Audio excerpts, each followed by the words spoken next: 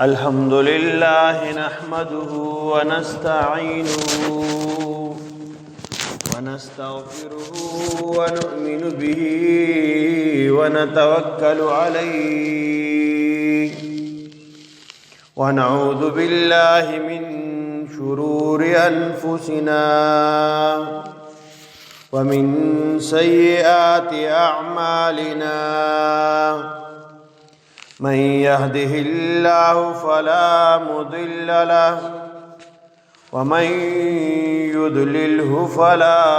هادي له ونشهد أن سيدنا وسندنا وحبيبنا وحبيب ربنا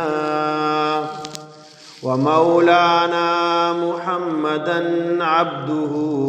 ورسوله أما بعد فأعوذ بالله من الشيطان الرجيم بسم الله الرحمن الرحيم واركعوا مع الراكعين قال الله تعالى في مقام آخر الحمد لله رب العالمين الرحمن الرحيم مالك يوم الدين صدق الله العظيم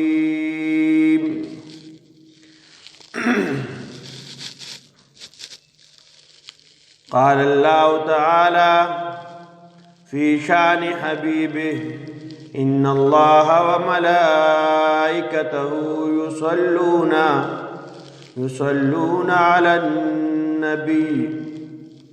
يا أيها الذين آمنوا صلوا عليه وسلموا تسليما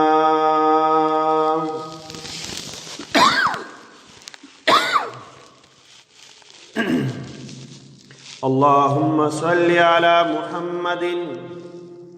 وعلى آل محمد كما صليت على إبراهيم وعلى آل إبراهيم إنك حميد مجيد اللهم بارك على محمد وعلى آل محمد كما باركت على إبراهيم وعلى آل إبراهيم إنك حميد مجيد قال النبي صلى الله عليه وآله وسلم الصلاة عماد الدين أو كما قال عليه الصلاة والسلام قابل قدر ډیر معزز و عزتمندو مشرانو کشرانو حاضرینو سامعینو مونږه تیر جمعه د مانځه ترجمه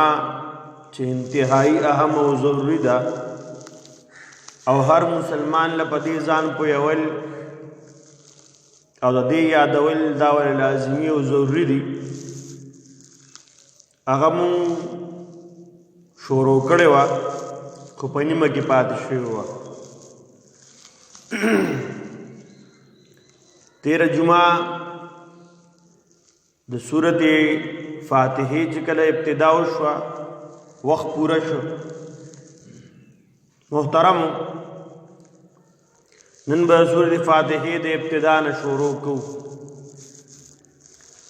مونږ مانځ کې وایو الحمدلله رب العالمین چې ټول تعریفونه د چا د پاره دي؟ لله د الله د پاره دي. رب العالمین چې رب دی د ټولو مخلوقاتو. رب ویل کېږي پالونکي ته، داسې ذات ته رب ویل کېږي چې هغه وقتاً په وقتاً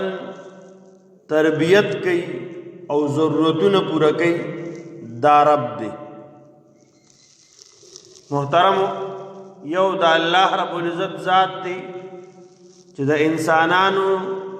د جناتو، د حیواناتو او په کائنات کې چې څه دي د دې وقتاً په وقتاً ضرورت پوره کوي. د دې پرورش کوي. انسان ته سوچ کو دې معشوم دی لا دنیا ته نه راغلی، نو پرهم کې الله رب العزت د انسان د پاره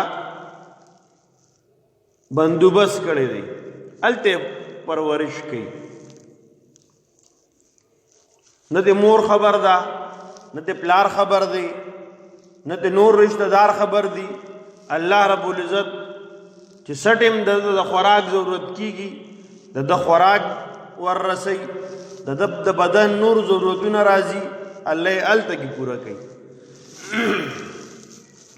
محترم، د هغې نه بعد معشوم دنیا ته راشي، الله رب العزت داغه پرورش بیا شروع کی. په دنیا کې معشوم دی نه ګرم خوړی شي، نه یخ خوړی شي، نه کلک خوراک کوي شي، نه پوس خوراک کوي شي. الله رب العزت دنیا کې د معشوم د پاره بیا بندوبست کوي. وهدیناه النجدین. الله فرمای ما د معشوم د پاره بیا دوه لارې جاری کړي دي چې د هغې نه ورته انسان ته، معشوم ته غذا میلاویږي. دغه رب بیا په ځوانۍ کې هم پرورش کوي، بیا په بوډاتوب کې هم پرورش کوي. دغه رب د انسان پرورش کوي. نو دغه ذات ته څه ویل کېږي؟ رب ویل کېږي. نو موږ مانځه کې وایو الحمدلله، ټول تعریفونه د هغه ذات دپاره دي رب العالمین چې کم د ټولو مخلوقاتو پالونکی دی. الرحمن الرحیم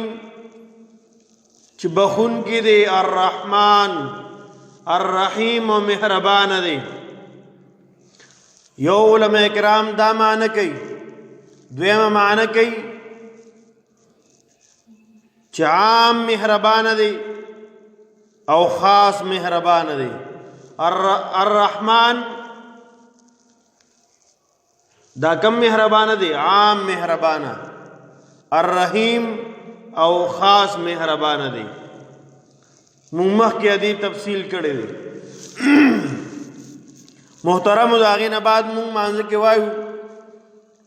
مالک یوم الدین. هغه رب چې کم د چا لپاره ټول تعریفونه دي، دغه ذات، دغه رب مالک یوم الدین د قیامت دروازې مالک دی، بادشاہ د قیامت دروازې دی. نو انسان دا سوچو کی زه کم رب ته ولاړم، د کم رب عبادت کوم، دغه رب د قیامت په ورځ باندې چې څنګه اوس بادشاہ دی، دغه ورځ به هم بادشاهي. خو نن د دنیا نور بادشاهیان هم شته، خو په هغه ورځ باندې به صرف یو واحد د الله ذات بادشاهي. لله واحد القهار. محترمو، دغه یو رب بادشاهي وي. انسان دا سوچ کوي نن دنیا کې څه کوم، د دې عملونو به زه خپل رب ته جواب دهم. دغه بادشاہ مخې ته به ورځم، دا بادشاہ ته به د خپلو عملونو صفائی پیش کوم دا بادشاہ مخې ته به ورځم د دې عملونو به رانه تپوس کېږي دې به جواب ورکوم انسان د دنیا وړې غونډه کې تاڼې نه یریږي چې انسان های کورټ ته ځي سپریم کورټ ته ځي څومره یریږي زه به دغه چیف جسټس ته مخامخ کېږم څه به کوم الله رب العزت ما او تا ته دا خبره ذکر کوي چې مالک یوم الدین د قیامت ورځ ته چې راځي په هغه ورځ باندې به د حشر په میدان کې د الله په مخې ته ما او ستا ودرېدل به کېږي نو په هغه ورځ به صرف بادشاه یو الله مالک یوم الدین چې بادشاہ د قیامت دروازه دی نو محترمو چې دې خبره احساسي مونږ مانځه کې وایو په دې پوېږو نو بیا به موږ په طریقه کې وګ نظام مد اخلاصو دارنګ بیا چې یو نیک کار کوو نو په سره پاره به کوو یو بل عمل کوو نو بیا به د دې خبره احساس پر اثري چې د قیامت په ورځ به زه رب ته مخامخ کېږم او دغه رب بادشاہ دی د قیامت دروازې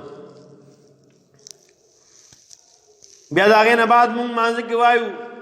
ایاک نعبد و ایاک نستعین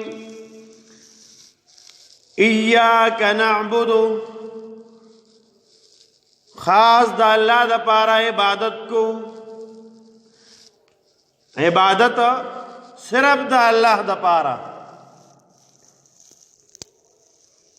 عبادات چې څومره دي دا خالص د الله د رضا د پاره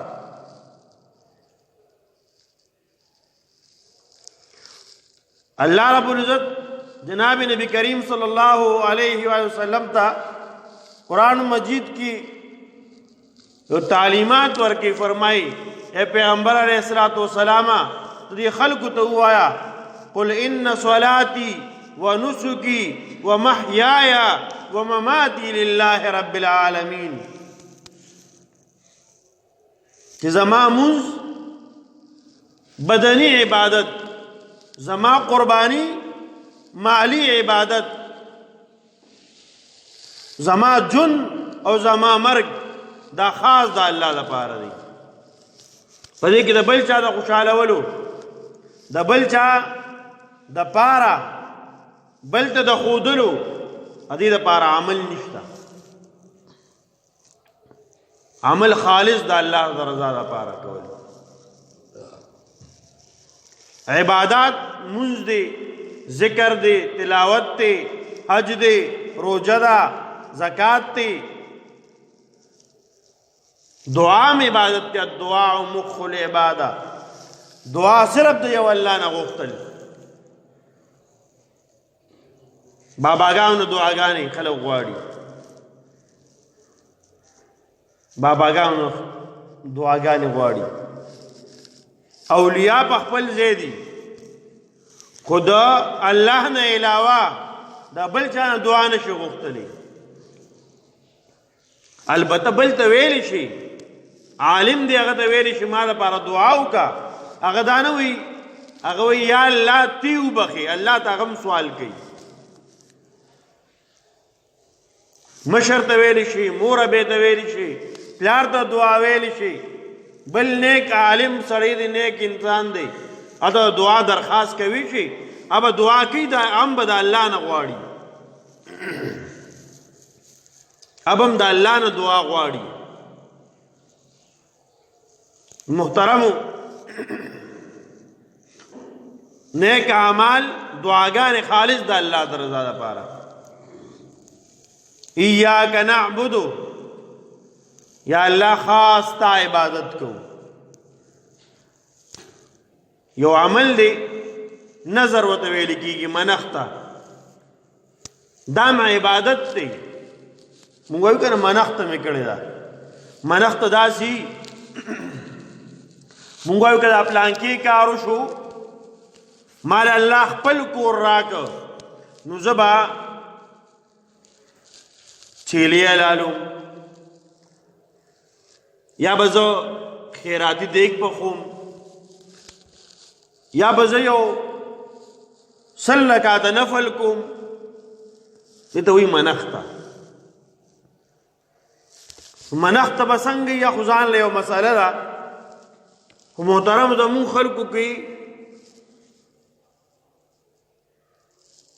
یو غلط عمل را روان دی او مونږ وایو که دا پلانکي کار وشو نو زه به د کاکا صاحب په نوم باندې څه کومه چیلې حلالوم نو مونږ بیا کاکا صاحب ته پیر بابا ته یا بل بابا ته یا بل بابا ته دا غون اولیاء دي د الله بندگان دي نیکان خلق تیر شوي کاکا صاحب رحمه الله ډېر لوی شخصیت تیر شوي خلق بیا دقه منښته والي د کاکا صاحب په نوم باندې هلته منښته کوي دا قطعا صحیح نه ده د کاکا صاحب بابا صاحب پیر بابا رحمه الله چا په نوم به منښته نه کوي ها دا صحیح ده که انسان منښته کوي او دا راوالي وکړي د الله په نوم منښته د الله د پاره منښته ما کړې ده دا نظر دا منښته صرف د الله د پاره ده وایلي مدرسې ته یوسي صحیح حال دی په طالبانو وخوري وایلي کاکا صاحب رحمه الله په لنګر کې بلا خلق ملمانه راځي هلته خلق دي په هغوی باندې دي وخوري غریبانان دي په هغوی دي وخوري ثواب دي په خپلم او کاکا صاحب رحمه الله پسې مو بخي خدا د مخلوق د پاره دا په نوم باندې منښته دا قطعا جایز نه ده ځکه منښته دا عبادت دی کولی شي منښته به نه کوي دا په نوم باندې منښته نه کوي نور تبلیغی مرکز ته یوسه یو کلی ته یوسه د غریبانان زیات دي پالته په خلکو وخوره او څوک به نه خبر هم نشي نو محترمو عبادت ایاک نعبد رب خاص تا لپاره عبادت کو ستا عبادت کو د بل چا عبادت پنه کو سجده دا عبادت دی او د عبادت یو حصہ ده سجده به صرف یو الله ته کیږي مخلوق ته به سجده نه کیږي که هغه ژوندی مخلوق دی او که وفات شوی مخلوق دی هیچ چا ته به سجده نه کیږي ایاک نعبد و ایاک نستعین او رب خاص تانا امداد غواړو مدد به چانه غواړو یو الله نه به مدد غواړو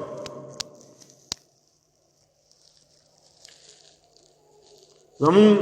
عموما مشرانو خو ورور دا خبرې پرېښودې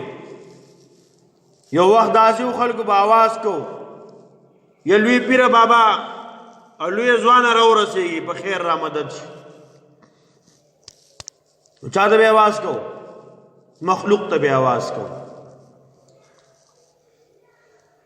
امداد او مدد به صرف د یو الله نه غواړي مخلوق نو مدد نه غواړي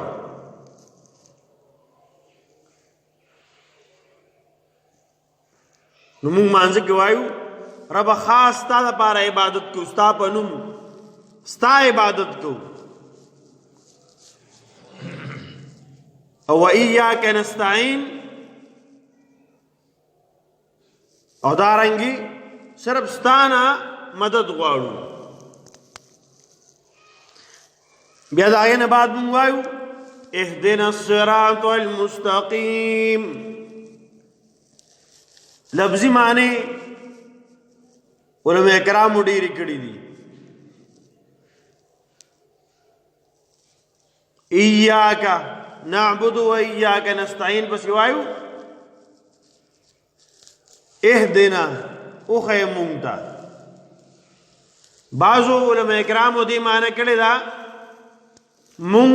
مضبوط کې او ټینګ کې صراط المستقیم پاغنی غلار باندې مو ټینګ کې پاغي مو مضبوط کې چې بکمنی غلار رواني صراط لار ته وي مستقیم نی غلار شاه عبد القادر رحمه الله دې معنی کوي وی ربا مونږ په نه غلار باندې بوزي په نه غلار مسکی بوزي یو داسې دی چې انسان د چانه د پوسو کی دا پلانکی کلی کم ځای کې دی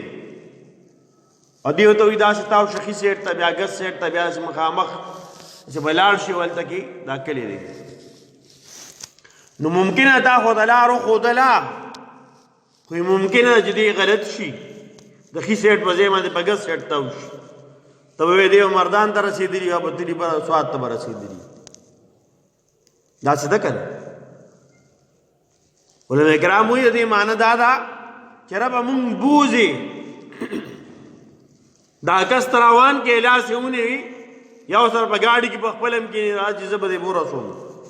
لار به توخم او دا هغه ځای پورې د کلی پورې ورته دا کلی دې تر روان شي چې مونږ ته را په غلار باندې مونږ بوزي په کوم لار باندې چې نه کوم چې نه غلار ده اهدنا الصراط المستقيم رب مونږ په نه غلار باندې بوزي مستقیم کوم لار ده صراط الذين انعمت عليهم لار د آئے کسانو صراط الذين لار د آئے کسانو انعمت عليهم کتاب انعامات کړي دي الله قرآن کې د آئے تذکرہ کړي پچا انعامات شوي دي من النبيين والصديقين والشهداء والصالحين نی غلار د نیکانو خلقو لار د انبیاء لار من النبیین جناب نبی کریم صلی الله علیه وسلم فکم لار تلی فکم طریقه باندې عمل کړي اقا طریقه وا غلار باندې عمل کول پکار دي دویم والصدیقین لکه ابو بکر صدیق رضی اللہ تعالی عنہ پشان صحابہ کرام والشہداء شہداء کرام عمر فاروق رضی اللہ تعالی عنہ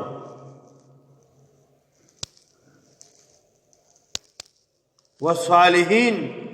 نیکان صحابہ کرام صلحاء حضرت عثمان رضی اللہ تعالی عنہ پشانتی رب داسې لار باندې مروان کې په کوم لار چې دوی تللی دي نو دا لار غوښتل پکار دي کنه دي غوښتل پکار مونږ په مانځه کې هوایو یا الله نه غلار راتوخه او رب باندې غلار مبوزي رب نه غلار باندې مروان کې دا قسمه مانځه کې دعا غواړو خو څنګه جمعه نو ځنه بیا سکو بیا چې کوم د شیطان لار د پاغي باندې منډي وو د انبیاء د لارې په ځای باندې شیطان په لار روان دي د صدیقین د لارې په ځای باندې په کار دا چې مونږ رښتیا وي مونږ چې جمعه د وضو بیا په دروغو سره یو او شهدا د شهدا لار چې چا دین لپاره قرباني ورکړي دي بیا چې جمعه د وضو د دین مخ بیا اړو بیا دین پوه شو کار پوه شو خوده پوه شو زمون د دین سره بیا سکار نشته محترمو داغه بعد الله فرمای غیر المغضوب علیهم مون مانځه کې دا وایو نه لار دا کسانو چې تا په څه کړی دی غضب کړی دی غضب په شوی دی هغه کسانو لار نه مربع وساتي او دا د یهود لار ده یهودیانو باندې الله غضب کړي ولا الضالین او نه لار ده کسانو چې او گمراه شوی دي نصارا دا گمراه دي لار ته دو غلطه شوی ده سم لار پرې خو دې په غلطه لار روان شي نو رب هم په هغه لار باندې بوزي چې کوم دا تا په انعام کړي انعام یافته خلکو په لار مونږ بوزي او د هغه لار نه محفوظ وساتي په کوم لار باندې چې آخرت تللی دي کم چې غضب پتا کړی دي کم چې گمراه شوي دي دا گمراهي والا لار نه مو ساتي چې ستا په غضب کېږي دا هغه لار نه مو ساتي بیا مونږ وایو آمین مانځه کې وایو آمین رب دا دعا زمون قبول کی اول مونږه مانځه کې دا الله بړای بیان کړه الحمدلله رب العالمین الرحمن الرحیم مالک یوم الدین دا بیان کو ادینه مخ کې ثنا بیان شوی و دا یې نه بیا مونږه دا الله نه سوال کو دعاګانې دغه څه پکاري الحمدلله سره دعا شروع کول پکاري دا دعا الله مونږ ته چل کوي نو مونږ کې چې مونږ دا کم مونږ وایو په دې لږ ځان پوهه کول پکار دي په دې ځان پوهه کوم په مانځه کې وایو څو د دې معنی صدا چې کله معنی درتلا بیا به مزه او خوندم برابري بیا به توجه برابري نو مونږ مانځه کې وایو آمین امام لا مقتدی لا او منفرد کس لا پرو باندې آمین ویل پکار دي احادیث مبارکو کې جناب نبی کریم صلی الله علیه وسلم صحابه کرامونه منقول دي یو صحابي فرمای حضرت وائل بن حجر رضی اللہ تعالی عنہ حجر رضی اللہ تعالی عنہ فرمای جناب نبی کریم صلی اللہ علیہ وسلم سره منځ کو جناب نبی کریم صلی اللہ علیہ وسلم ولا الضالین پوری منځ وی بے پقلار آمین ویلې دی پتیز نه دی ویلې پرو ویلې محترمو دا دعا دا او بعض دعاګانې دا پټی کولی آمین دعا دا بیا آیمان دی یا الله دا دعا زمون قبول کړي مانځه کې څنګه مونږ کو دې خبرو ته خیال کو دا زده کو ادي د زده کولو سره سره مونږ ته بیا د مونږ مزم صحیح برابرۍ توجه هم برابرۍ زه سم مانځه کې الله اکبر ما وي ما سوي الله رب العزت موږ تاسو ټول ته مونږ صحیح معنی باندې د پوهې توفیق را نصیب کړي او الله رب العزت